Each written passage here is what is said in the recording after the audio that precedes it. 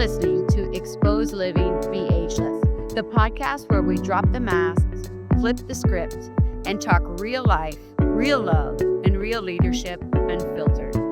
I'm Stacey Van Thune, coach, speaker, entrepreneur, and founder of the Exposed Living movement that's redefining what it means to live, lead, and grow at any age. We talk identity, reinvention, belief, and freedom from the bedroom to the boardroom. Yes, we go there. This is not about staying young. This is about waking up. So if you're done with the shoulds and craving more fun, more freedom, more truth, more you, then grab your favorite drink, your bestie, maybe your journal. It's time. Let's get exposed.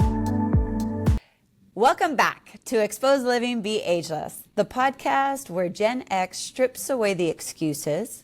We get raw about the truth and we have conversations that count. Today's guest proves that the stories we tell ourselves don't have to hold us back. Shri Mahabir admits she was camera shy. She didn't like the spotlight. But in 2020, instead of hiding, she went live on Instagram again and again. 100 interviews later, she not only faced her fear, she found her passion. Now she's built a business helping professionals, doctors, dentists, lawyers, and entrepreneurs get visible through social media, video, and podcasts. She takes out the overwhelm out of the content so leaders can stop hiding and start shining. Her story is bold, it's relatable, it's real. Fear doesn't go away, but you learn how to move through it. Shri's a friend, someone that I admire, been in contact with over the last couple of years, and I know her story is one that is going to touch your heart, and I'm so grateful for her taking the time to connect with us today. So let's get exposed, dive into how to stop waiting until you're ready and showing up now for your life, your business, and your future. Thank you. Thank you for having me. And I want to say thank you to the audience first. Like, you're going to get some juicy stuff, so wait until the end, because whatever questions you have, you will be able to ask them in the comments. 100%. Shri, you are so good at just pressing go, pressing live in those challenging times. And I know that today is even one of those times. We were talking briefly before we started the show, and it was a year ago that your dad passed. And that's just one example of times where maybe it hasn't been easy to press live and go. But can you kind of share for us, take us back when you hit go live that very first time, or why you do it today and you keep persevering? I think about that first day all the time. It was because I wanted to build visibility. Like back in 2020, when we had the pandemic, what other ways are you going to be able to get out there and get in front of others? Well, there was social media, and then there was live streaming. And I saw Lewis Howes, Ed Milet, and Gary Vee going live. And I thought, that's what I need to be doing, but how? And then when I saw my friend doing it, I knew. I said, that's it. She is going live on Instagram. I'm going to ask her 3 questions. She guided me, and then the rest was history because my sales background came in. So if you have been working in sales as a sales rep, or even if you are sales support or any kind of support, you're used to selling your idea to your team members, to other fellow managers. And so that's a soft skill. Number one, that was a soft skill that I realized that would help me get in front of the camera. The second thing was follow-up. The importance of following up. How many times have you followed up with your significant other or your boss, or you're trying to get an answer, or even just get an invoice paid? That became important because, yes, I got the person to say yes, but I need them to remember to show up. And the last one was persistence.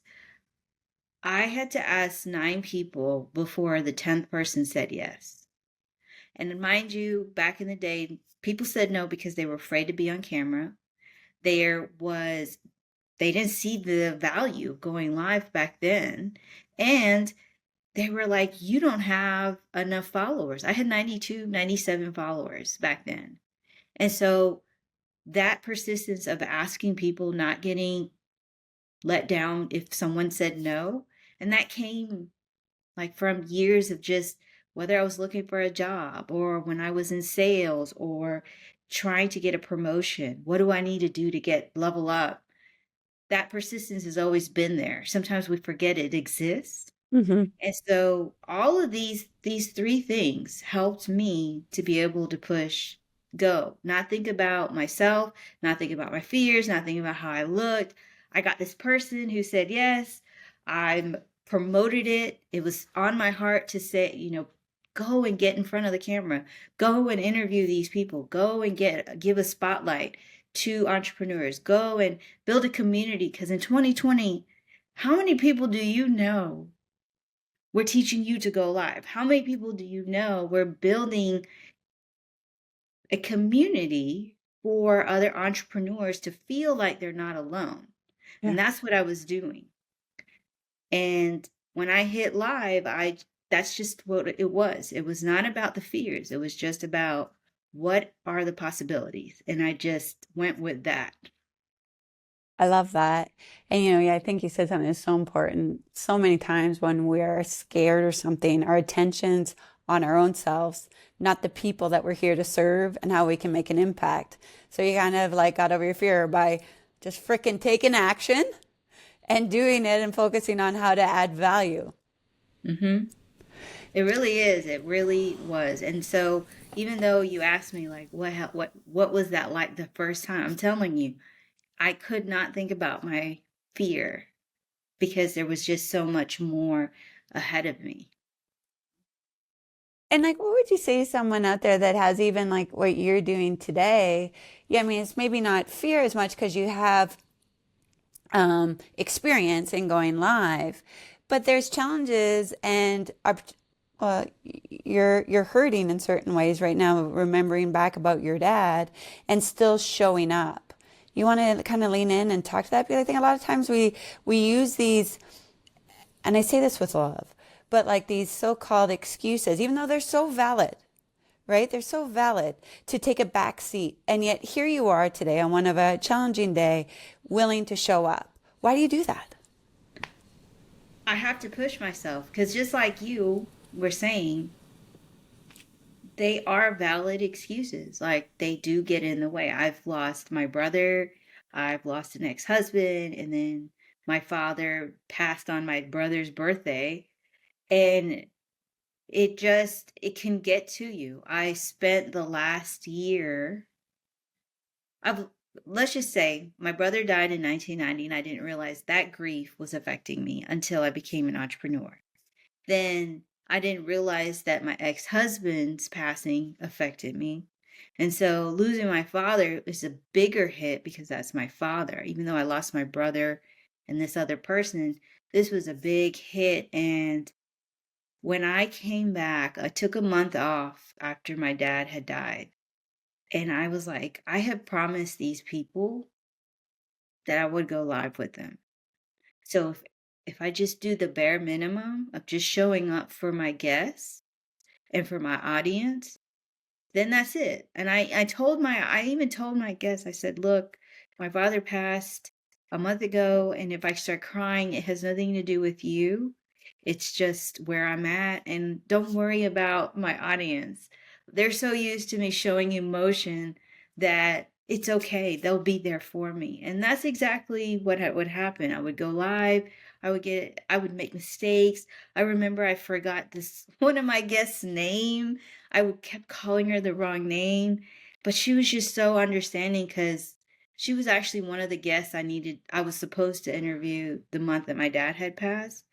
But she was just so understanding. She was like, hey, I get it. You got a lot going on, and I'm here with you. So it's okay. And so I always think about this. We all have things going on, but we always so have to remember, who are we fighting for? What is it that we're trying to build? How can we channel this grief, this energy into something productive? It's taken me a year to figure that last one out, but I will say that that's been helpful to understand you got to take your time. You got to feel those feelings. Like, even now, even though it's hard for me to put words together as we're doing this podcast episode, I just remember, like, this is not the first time I've been here. We've been doing it for so long. It may be a little bit stronger today, but the next time I do it, it won't be so bad. It'll be easier. Yeah. And we're speaking to Gen X from Gen X, and I think that feeling feelings and acknowledging the tough ones is something that a lot of us were never taught to do. It was almost like I used to always say, like, "Oh, you're just strong, just keep going on." And it was like almost if you stumbled or if you needed that moment, so then it was a sign of weakness. And I want you to share what your thoughts are on that, and if you agree with me, how vulnerability is actually a sign of strength and courage, not a sign of weakness.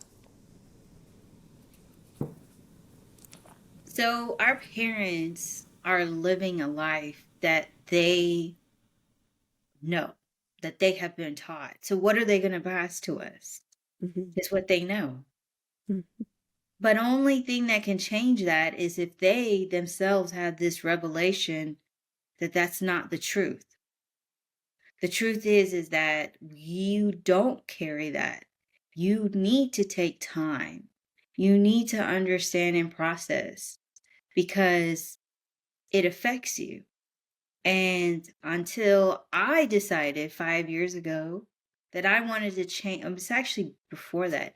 2019, I started working with a therapist. 2020, I got deeper into my trauma. And years and becoming an entrepreneur in 2022 full time.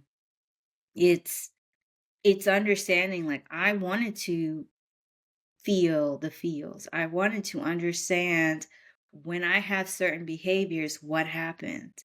And when I learned that what we are carrying when it comes to how we think about money, how we think about relationships with people or relationships with success, or just remember a relationship is there even if it's not tangible, like success or a person, your daughter, your son, your spouse, your friends, your boss. You're taught this, but then you realize what you're taught may not be the truth. And so I had to go through this. It was a big revelation to me to break that pattern.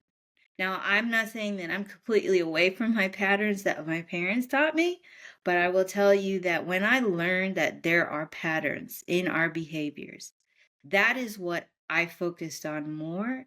And maybe I'm not doing it right, but that's just something I noticed. Like, I notice when, for example, I'm getting sad, I'm not able to concentrate, I'm not able to create, I'm not able to focus. This is sadness. Something really deep inside of me is hurting, and I know that that's what's affected me. So I go back to things that I know what will help me because I've learned to, what are the 3 tasks that I can do every day that pushes my business forward? And then it's what can I change in what I do in my. So I have in the morning, I do a practice. Like, I listen to my prayers, and I'm trying to also develop an evening one, which is like writing or listening. It's focused on God, morning and afternoon and evening. And so what do I need to change in it? Am I not writing to God anymore? I'm starting to write to my father, having more conversations with that. And now it's like, okay, I'm the type of person that I will keep it in for a while, but I know I need help. So I reached out and I asked for help, and it helped me understand what I needed to change just to move a little bit. And it goes back to our parents weren't taught to do this. They didn't know. And because I'm doing this, I'm seeing a difference in my daughter.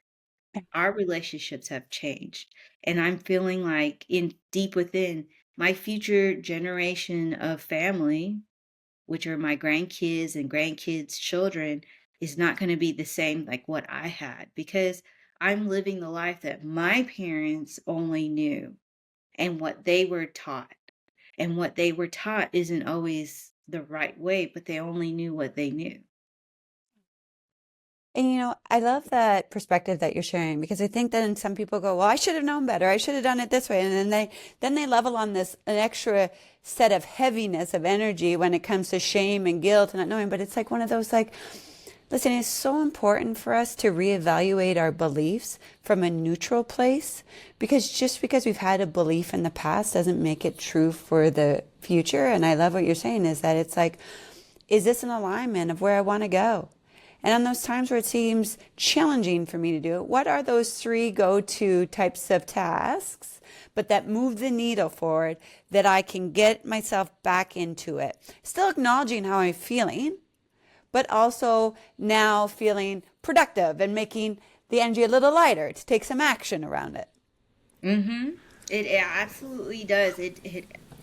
I learned the idea of the 3 tasks, and this was in 2023. So this is not that long ago, but it has made wonders in myself and in my business because, especially when my dad died, it was those 3 things. And even though it wasn't a lot, like I wasn't posting a lot, but it did make a difference in the types of communications and building relationships. I would tell you, my clients, because I manage their social media, they got so creative and it got so interesting that they loved it. I even went out. So take a step back, I wasn't online, but I still do it to this day. I was going door to door. So I'm going practice to practice. Whether you're a lawyer or a doctor, I'm walking into your practice and I'm like, who do I need to speak to? Like building relationships, setting up luncheon meets, having conversations. I'll never forget the first time that I met with my dad's former doctor. And it was really, really hard, but I was glad that I went to that luncheon meet. Or even so, the week that my dad was passing away, which is, if I was to look at the day that we're recording this, September 30th, this was the day my dad was in the hospital. And then, and he was in a coma. Like he was rushed to the hospital and we were there with him. That Friday, because it was the 4th, I had a scheduled luncheon meet. And knowing my dad, he would say, business first. Your clients come first. I'm not going anywhere. And so I actually left. And it was the hardest one to do besides meeting my dad's former doctor because I knew my dad was dying. And my clients were like, why are you here? Why are we doing this? Like, why are we here? And they rushed through that meeting for me so I could leave. And that's when I knew I had the best business model. I had the best clients. I mean, even another client that I was working with, helping her with her event, she was constantly on the phone with me, helping me through that moment. And so I think about, even though I had clients, even though I was doing all of these things, there was still support because I was just honest with them. I'm like, hey, this is a little hard. I'm going to do what I can. And my parents, even though they would have told their bosses, they wouldn't have had those conversations. And I told them it's a little different. Yeah. I'm not an employee. I am a business owner to a business owner, living a real life, having real emotions, and showing up for them the best way that I can, and also showing up for myself because even though it was hard to step away, not being by my dad, it was great. It was like great release, a break. Yeah. But it also comes back to what were the 3 activities that would help me push my business forward? That was that luncheon meet. I was still on, it was funny, I was still on LinkedIn connecting with people, sending connection requests to doctors and lawyers. But I know for some people it might be difficult. but you can't. I would just say this, like, this the sadness is there, but the work is never going to go away. Yeah. And I think you're so on purpose and alignment with what brings you joy that it's almost like it helps you in certain ways to move through that and the connection with other people and other entrepreneurs and seeing. I think sometimes we get so caught up in the quote quote business sense of it that we Hmm. lose the humanity part, and we're all at the end of the day looking just to support and help each other to achieve more. And sometimes it's like just being that shoulder to lean on, or that, having that ear to listen. It is so, so true. Like, I started this journey when grieving has helped me become even more understanding to my clients because, look, I understand there's a lot that's going on with insurance and doctors and, hospital systems, and just being raw with them. Because, look, we can't sit here and pretend that there's nothing going on when we know that there is. And so my clients are feeling the weight of the market. Like, we're not getting as much business as before. And being real with them, like, hey, we need to do, how about we try this? And how about we try this? And this could be, hey, we're gonna do outreach where we invite people to your practice. Or we're going to think about, you know what, you're waiting for some printouts.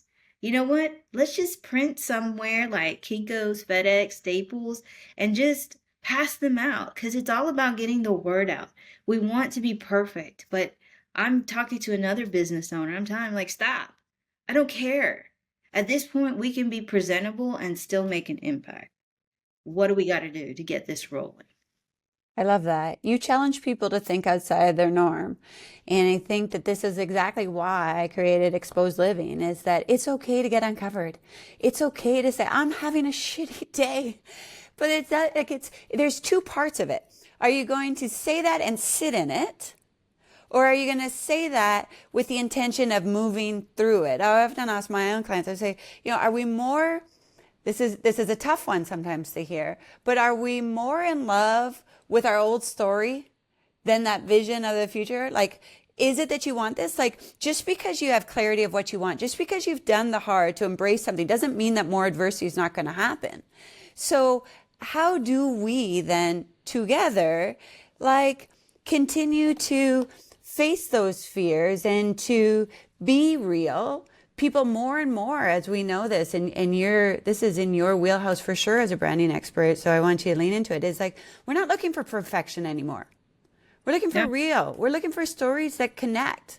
I mean, we don't need just the perfection of it all. It's about, like, how do I get there? And it's 1% better every day, not just waiting. And I think this is also goes back to our beginning. You didn't wait to be perfect to start. No, I didn't. So behind me, and it's always in the corner, is the original stand, that tripod that I had, the ring light and everything. I didn't even have that when I started. I used a hairband, a snow globe, and a jewelry box. And that is how I started my podcast. I This, had this crazy picture behind me, which is not crazy. It was the deity Krishna, and it was just, that was my background, and I made it work until somebody gifted me the ring light, and then so many opportunities came. And to go back to, it's like, I get it. You get caught in your emotions, and and someone will come and tell you, like, what are you doing? Like, you've done more with less. What do we have? Why are we here? And then the more that I talk to people, the walking into the clinics, walking into the law practices, having conversations with people leads to know that I'm not alone. Like, everybody's going through their own stuff. yeah. And the times that I post about And this is content. You don't want it to be all your content.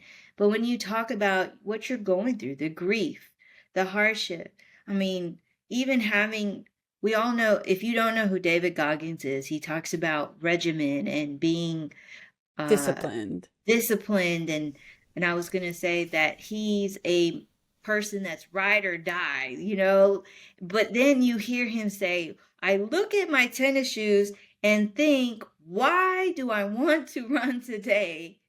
Why? Then it becomes, oh, this is a real thing with him. He is not what he portrays. He is just like me, who this morning I did not feel like walking with my neighbor at like 6:15 in the morning.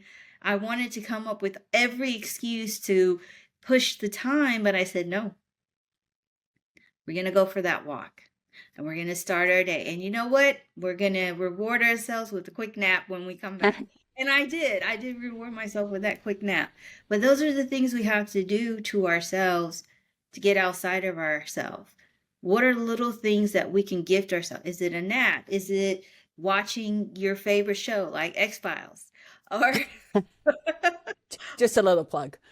yeah, or what is it, that fun thing that you want to do? And sometimes it's not about spending money. It may be just, let me tell you, taking a nap is overrated and underrated. Let me tell you, like those naps are 20-minute naps are the shit. They're the bomb. They're the shit. We're allowed to swear on Exposed. I love it. And I think that you have so many messages in there. If you're an entrepreneur, if you're working for someone, it's like, listen into that, because I think what you're sharing and something that's so important is like, you're keeping the promises you make to yourself. The only difference between David Goggin and anybody else is he made a decision and he decided not to quit. Mm-hmm. And like adversities hit him, right? So many. And he's got, if anyone hasn't read that book, absolutely. It's a little extreme. And we're not asking people, that's why I say you don't have to be extreme, but be to what you are. And don't just say, I'm willing to change, but as soon as I get uncomfortable, I stop. Why do you get uncomfortable? Great question. What's causing that? What's that belief?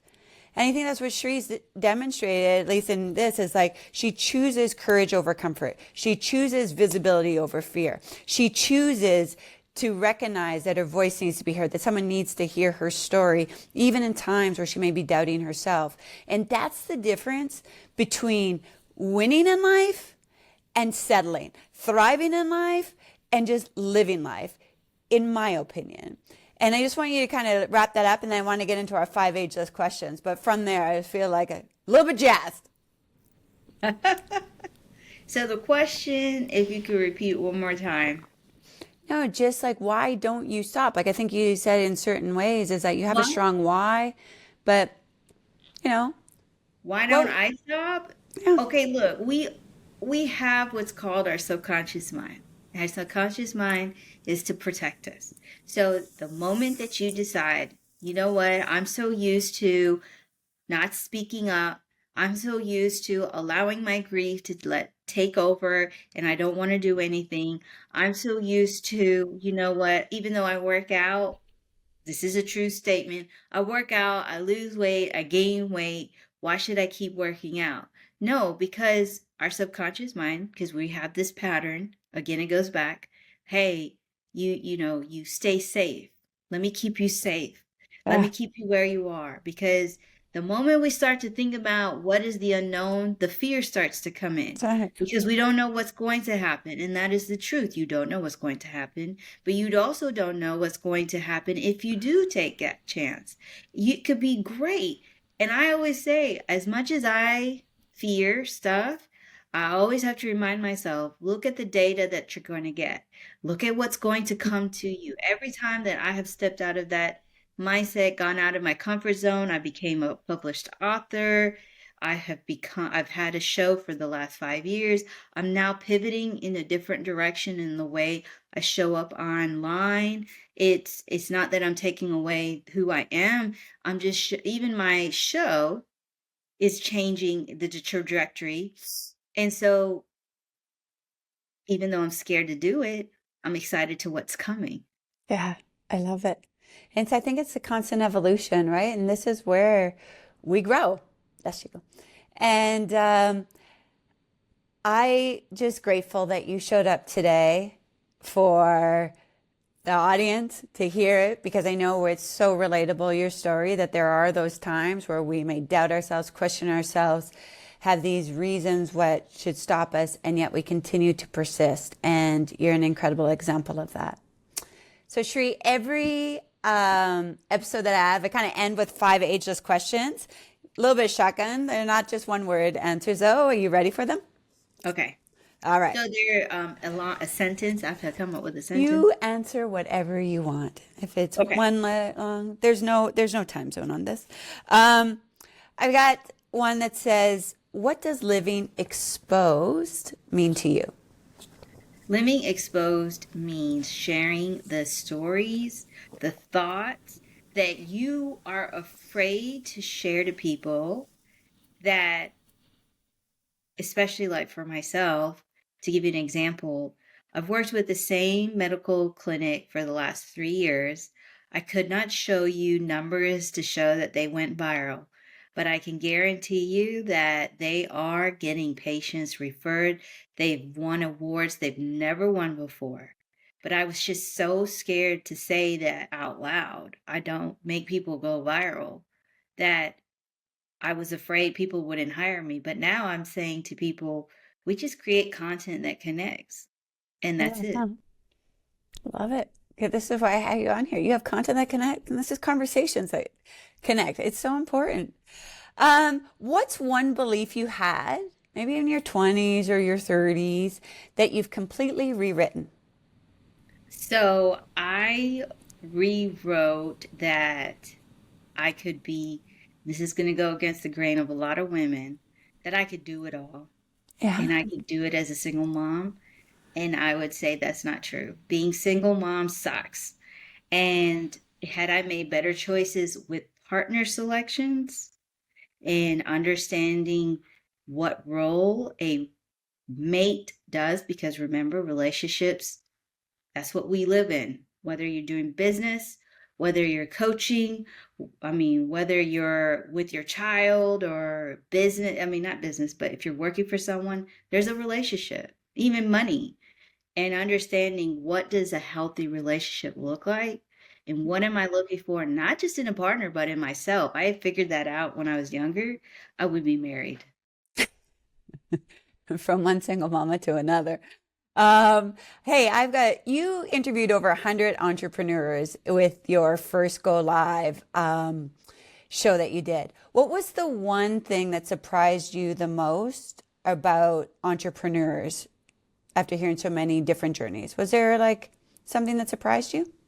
Faith plays a big role in your journey. No matter who you are, you might not believe in God, but you believe in something higher than you, and you fall to it when you face fire. You face a hard wall. When you're not able to pay for food for your family, faith comes in. And I have heard faith for so long. And then the other one that's up there too is you will have a bad experience, whether it's with a client or a your own business partner. Like, you will have a bad experience. And there's nobody that could take you away from that. That's why I say faith and bad experience, they go hand in hand. They do. And it's one of those like, it's happening for me, right? What's one of your favorite quotes? Do you have a favorite quote or book that you think So I entrepreneurs do should have read? a favorite quote, and life is a game. Play it. Play it. I love it. And my last question, Shri, if people are not connected with you, how can they find you? How do they get more Shri in their lives? So you can connect with me. I am on LinkedIn, and it's my full name, because if you want to be verified on LinkedIn, you use an app called Clear. And so you have to actually take a picture of your driver's license or passport. So whatever's on that ID is going to be your profile name. So my full name on LinkedIn is Satyasri, Satyasri, Mahabir. And then on every other platform, whether it's YouTube, TikTok, Instagram, I usually post on Instagram and YouTube and LinkedIn. And so for Instagram and YouTube, it's Shri Mahabir. Amazing, amazing. What I love so much about your story, Shri, is this. Courage isn't about being fearless. It's about choosing to show up even when fear is loud. And as you say, choosing faith or fear, both of us require us to believe in the invisible. Why won't we give us that shot that it could be better than what we ever expected? For my audience that's listening, and we got a challenge for you after hearing today's episode. Stop waiting until you feel ready. Hit go live. Tell your story. Put yourself out there, because the people who need your messages aren't looking for perfect. They're looking for real. Shri, thank you for sharing your story, your courage. Thank you for having me. My pleasure. It's been amazing. And for you listening, make sure you hit follow. Share this episode with someone who's hiding behind fear. And remember, midlife is not where it ends. It's where we get exposed, we get courageous, and we start living agelessly. We'll see you next time. Bye. Ciao, ciao. That's it for today's episode of Exposed Living, Be Ageless. But this is just the beginning. If this episode made you feel something, share it. Tag me. Send it to a friend. Let's start the conversation we can be having all along. No shame, no guilt. Unfiltered, raw, real, exposed.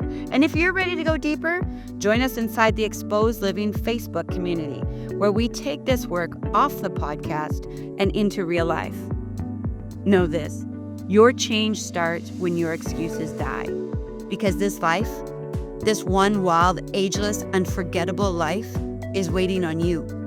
This is your time. This is your truth. This is Exposed Living.